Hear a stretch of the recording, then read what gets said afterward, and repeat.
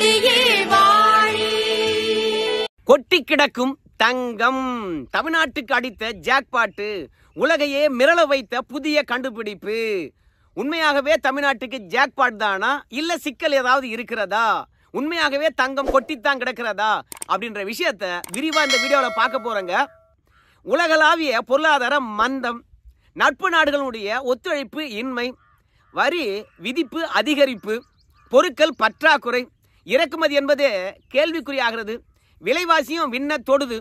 அதனால அண்டை நாடை நம்பி இருப்பதை விட, நட்பு நாடுகளை நம்பி இருப்பதை விட ஒவ்வொரு நாடும் தன்னுடைய சொந்த வளங்களை பயன்படுத்தலாம் அப்படின்னு இந்தியா போன்ற நாடுகள் எல்லாம் சொந்த வளங்கள் என்னென்ன இருக்குது என்பதை பற்றி புதிய கண்டுபிடிப்புக்கும் இருக்கிறத பயன்படுத்துறதுக்கும் ஆரம்பிச்சிருக்கிறாங்க. இன்னைக்கு சீனா போன்ற பெரிய நாடுகளாக இருந்தாலும் சரி, பாகிஸ்தான் போன்ற பொருளாதாரத்தில் வீழ்ந்து விட்டு இருக்கக்கூடிய நாடுகள் கூட அண்டை நாட்டையோ இல்லை அந்நிய நாட்டையோ நம்பி பிரயோஜனம் கிடையாது, நம்ம நாட்டில் என்ன இருக்குதுன்னு தேடுவோண்டா அப்படின்னு தேடி சீனாவிலையும் ஒரு புதிய கண்டுபிடிப்பை கண்டுபிடிச்சிருக்காங்க. 60,000 ஆண்டுகளுக்கு எரிசக்தியாக பயன்படக்கூடிய தோரியத்தை கண்டுபிடிச்சிருக்காங்க. இனி அணு மின்சாரமா, சீனாவை தான் உலக நாடுகள் அத்தனையும் சார்ந்திருக்க வேண்டிய சூழ்நிலை ஏற்படுமா, அந்த அளவுக்கு தோரியத்தை கண்டுபிடிச்சிருக்கானா சீனாகாரன். பாகிஸ்தான் சிந்து நதி படுக்கரையில் 50 லட்சம் கோடி ரூபாய் அளவுக்கான தங்கத்தை கண்டுபிடிச்சிருக்காங்களாம். நம்ம தமிழகத்திலும் தங்கம் கண்டுபிடிச்சிருக்காங்க, அதை பற்றி பின்னாடி பேச போறோம். ஆனால் சிந்து நதி படுக்கரையில் பாகிஸ்தான் கண்டுபிடிக்கப்பட்டிருக்கின்ற தங்கம் என்பது சூப்பர் தங்கமாமே. ஏன்னா இமயமலையிலிருந்து உருவாகின ஆறுகள் அத்தனையும் மலையிலையும் சரி, அது போகின்ற இடத்திலும் சரி இருக்கக்கூடிய தங்கத்தை எல்லாம் அடிச்சுக்கிட்டு கொண்டு போய் சிந்து நதி படுக்கரையில் அப்படியே தேக்கி வச்சிருக்குதான். அதனால பாகிஸ்தான் கண்டுபிடித்த உடனே அந்த தங்கத்தை எடுப்பதற்கு டெண்டரும் விட்டுட்டாங்க. பாகிஸ்தானில் இருக்கக்கூடிய தங்கம் என்பது தூயது, அது பிரித்தெடுப்பது ரொம்பவே சுலபமானது, ரொம்ப மென்மையாக இருக்குமா, காலமானது அப்படியே ஒன்றாக சேர்த்து கட்டியாக மாற்றிருக்குதான். அதனால் பாகிஸ்தானுக்காரன் ரொம்பவே குஷியாக இருக்கிறான். சரி, இப்படி ஒவ்வொருத்தரும் அவங்கவுங்க தேவையை பூர்த்தி செய்வதற்காக அவங்க வளங்களை நாடுகின்றார்கள், துணிச்சலாக எடுக்கிறாங்க. ஆனால் தமிழகத்தில் தங்கம் இருக்கிறது, லித்தியம் இருக்கிறது அப்படின்னு கண்டுபிடிப்பு வந்திருக்குது. ஆனால் நம்ம தமிழகத்தில் எடுக்க முடியுமா அப்படின்னு பார்க்கும் பொழுது, இந்தியாவை பொறுத்த வரைக்கும் மக்கள் தொகை அதிகம். அதனால் என்ன பிரச்சனைன்னு பார்க்கும் பொழுது, எங்கெல்லாம் தங்கம் இருக்குது, எங்கெல்லாம் லித்தியம் இருக்குது அப்படின்னு இந்திய புவியியல் ஆய்வு நிறுவனம் கண்டுபிடிச்சிருக்குதோ அந்த இடங்கள்லாம் ஒன்று வாழ்விடங்களாக இருக்கும், இல்லைனா விவசாய நிலங்களாக இருக்கும், இல்லைனா மலைகளாக இருக்கும். ஸோ இப்படி இயற்கை வளம் நிறைந்த அந்த பகுதியில் தங்கமோ லித்தியமோ கண்டுபிடிக்கப்படுவதனால எப்படி டங்ஸ்டன் எடுப்பதற்கு எதிர்ப்பு தெரிவித்தாங்களோ, அதனால அந்த சுரங்கம் கைவிடப்பட்டதோ, அதே மாதிரி இப்போ தங்கத்தையும் லித்தியத்தையும் கண்டுபிடிச்சா கூட எடுக்க முடியுமா என்ற கேள்விக்குறி எழுந்திருக்கிறது. இப்போ ஸ்டெர்லைட் ஆலையை மூடிட்டோம், ஆனால் இன்னைக்கு நம்முடைய தாமரை உற்பத்தி என்பது குறைஞ்சி போச்சு, விலைவாசி ஏறி போச்சு. அப்படியே இருந்தாலும் சீனாக்காரங்கிட்ட தான் வந்து பார்த்தீங்கன்னா நம்ம கையேந்தி நின்றுக்கிட்டு இருக்கிறோம். அந்த மாதிரி தான் இன்னைக்கு தமிழகத்துடைய பொருளாதாரத்தையும் சரி, இந்தியாவுடைய பொருளாதாரத்தையும் உயர்த்தக்கூடிய அளவுக்கு 2 சூப்பர் பொருளை கண்டுபிடிச்சிருக்கிறாங்க இந்திய புவியியல் ஆய்வு நிறுவனம். ஒன்று தங்கம், இன்னொன்று லித்தியம். நமக்கு ரேர் எர்த் மெட்டல் என்று சொல்லப்படுகின்ற செமி கண்டக்டர் தயாரிக்கக்கூடிய இந்த லித்தியம் போன்றதெல்லாம், அதே மாதிரி இன்னைக்கு பேட்டரி வாகனங்களை பொறுத்த வரைக்கும் அதிகரித்து போச்சு. செல்போன்லேருந்து, கார்லேருந்து, விமானத்தில் இருந்து, ட்ரெயின்லேருந்து எல்லாமே இப்போ பேட்டரியில் இழங்கக்கூடிய புதுப்பிக்கத்தக்க எரிபொருளுக்கு மாறிட்டோம். அதனால் லித்தியம் என்பது ரொம்பவே முக்கியமாக இருக்குது. இந்த மாதிரி லித்தியம் போன்ற பொருட்கள்லாம் வந்து நமக்கு தென் அமெரிக்க நாடுகள் இருந்து தான் கிடைக்குது. ஆனால் இன்னைக்கு தமிழகத்தில் லித்தியம் கிடைத்திருக்கிறது. இன்னைக்கு உலக நாடுகளே வந்து பார்த்தீங்கன்னா தமிழ்நாட்டை திரும்பி பார்த்துருக்காங்க. தங்கத்தை கொடுத்து கூட லித்தியத்தை வாங்கிக்கிட்டு இருக்கிறான் சீனாக்காரன். அந்த பொருளானது இன்னைக்கு நம்ம தமிழகத்தில் கிடைச்சிருக்கிறது. இன்னைக்கு ஒட்டுமொத்தமாக கணினித்துறையாக இருந்தாலும் சரி, மற்றபடி போக்குவரத்து துறையாக இருந்தாலும் சரி, இந்த லித்தியத்தை நம்பி தான் இருக்குது. அந்த பொருள் எங்கெங்கே கிடைச்சிருக்குது தமிழ்நாட்டில் அப்படின்னு பார்க்கும்பொழுது, திருவண்ணாமலை மாவட்டம், பாளையங்கோட்டை, விருதுநகர் மாவட்டத்தில் கிடைச்சிருக்கிறதா. இது எப்பரா தெரியும் அப்படின்னு பார்க்கும்போது, இந்திய புவியியல் ஆய்வு நிறுவனத்தினுடைய 175வது ஆண்டு கொண்டாட்டத்தில் கலந்து கொண்ட இந்திய புவியியல் ஆய்வு நிறுவனத்துடைய இயக்குனர் விஜயகுமார் அவர்கள் தகவல் தெரிவிச்சிருக்கிறாரு. அவர் என்ன சொல்றாருன்னு கேட்டீங்கன்னா, சென்னையில் அடிக்கடி மிதமான நிலநடுக்கம் வருகிறது, அந்த நிலநடுக்கமானது அதிகரிக்க வாய்ப்பு இருக்கிறதா, அடுக்குமாடி வீடா இருக்குதே சென்னையில் அப்படின்னு சொல்லும் பொழுது, அந்த ஆய்வு நிறுவனத்துடைய இயக்குனர் விஜயகுமார் அவர்கள் சொல்றாரு, சென்னையில் நிலநடுக்கம் வருவதற்கான வாய்ப்பு குறைவு தான்.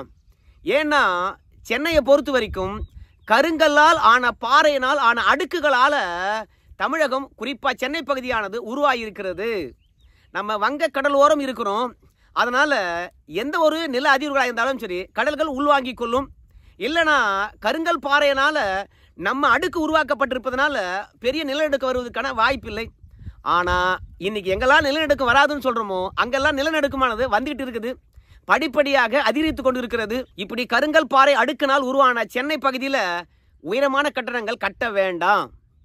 ஏன்னா இப்படி கட்டுகின்ற பொழுது அந்த கருங்கல் பாறை அடுக்கானது தளர்வடைவதற்கான வாய்ப்பு இருக்கிறது. அதனால் ரொம்பவே அடுக்குமாடி குடியிருப்புகள் இருப்பாங்க தெரியுமா, சவுதி அரேபியா, துபாய் போன்ற இடங்கள், அந்த மாதிரி இங்கே கட்டக்கூடாது அப்படின்னு சொல்லியிருக்கிறாரு. அதையெல்லாம் தாண்டி இந்த தங்கம் என்பது, லித்தியம் என்பது விருதுநகர், பாளையங்கோட்டை, திருவண்ணாமலை அந்த இடத்துல கண்டுபிடிக்கப்பட்டிருக்கு இல்லையா?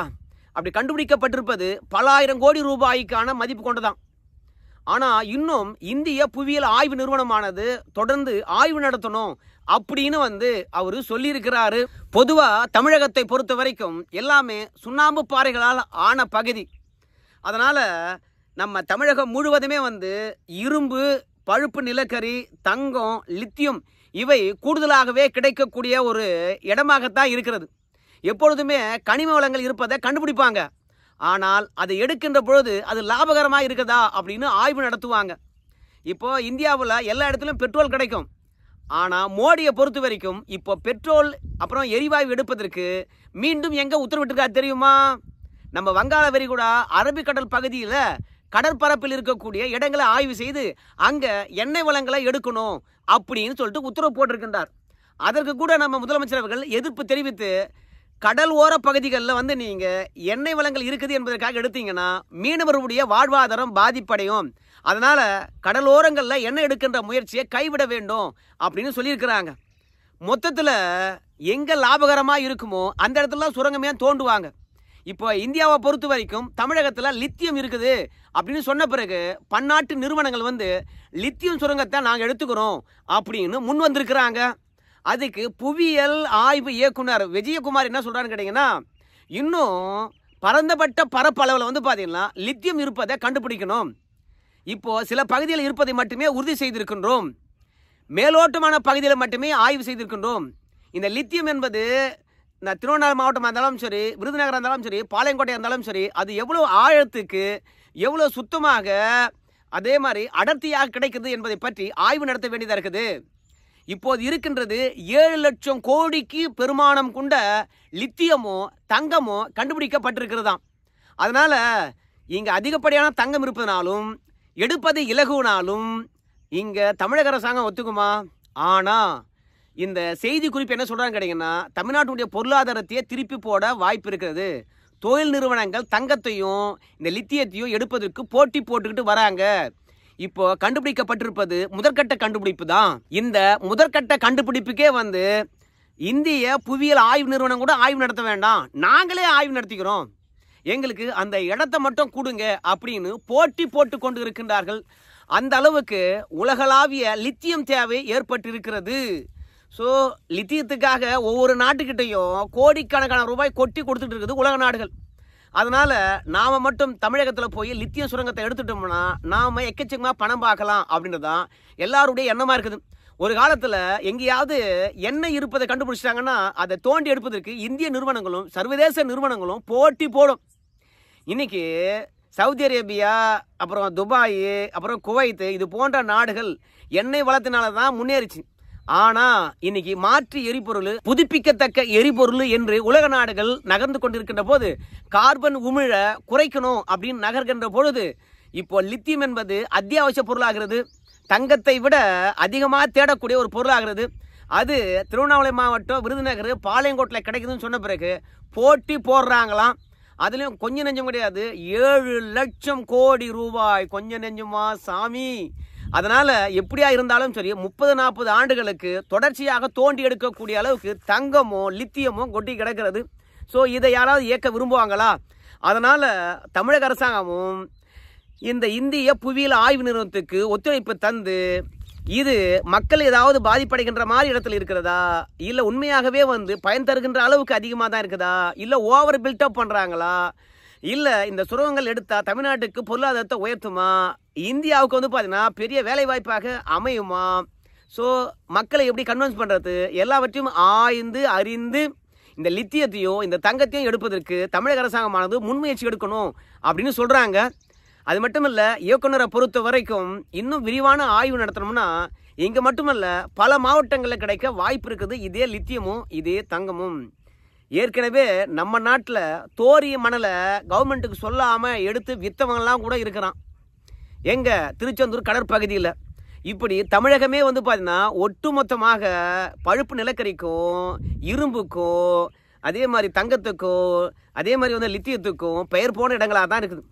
நம்ம நாட்டில் ஆதி காலத்திலே வந்து பார்த்தீங்கன்னா இரும்பை கண்டுபிடிச்சி பயன்படுத்தி இருக்கிறாங்க 5350 ஆண்டுகளுக்கு முன்பாகவே.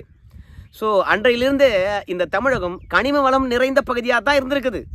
ஆனால் மக்கள் தொகை பெருக்கமாக இருப்பதனால தொடர்ந்து ஒரே பகுதியில் மக்கள் வாழ்வதனால அந்த பகுதியில் சுரங்கம் எடுக்க முடியுமா என்பது தொடர் சிக்கலாக இருக்குது. இப்போது மட்டும் எப்படி ஒத்துக்குவாங்க என்று தெரியல. ஏன்னா கடற்கரை ஓரத்திலே வந்து எண்ணெய் எடுக்கக்கூடாது என்று தமிழக முதல்வர் கடிதம் எழுதியிருக்கின்றார். மீனவர்கள் பாதிப்படைவாங்க அப்படின்னு சொல்லுகின்ற போது அப்போது மக்கள் வாழ்கின்ற பகுதி, விவசாயம் செய்கின்ற பகுதி, மலைப்பகுதியை எப்படி விட்டு கொடுப்பாங்க? ஏன் இதை பற்றி நான் பேசணும்னு கேட்டிங்கன்னா, நான் திருவண்ணாமலை மாவட்டத்தை சார்ந்தவன். எந்த பகுதியில் இது கண்டுபிடிக்கப்பட்டிருக்குது, மாவட்டத்தினுடைய எந்த பகுதியில் கண்டுபிடிக்கப்பட்டிருக்குது என்ற ஆவலும் எனக்கு தெரிந்து கொள்ள ஆசையாக இருக்குது. திருவண்ணாமலை மாவட்டத்தில் கண்டுபிடிக்கப்பட்டிருக்குது என்று தான் சொல்லியிருக்கிறாங்க.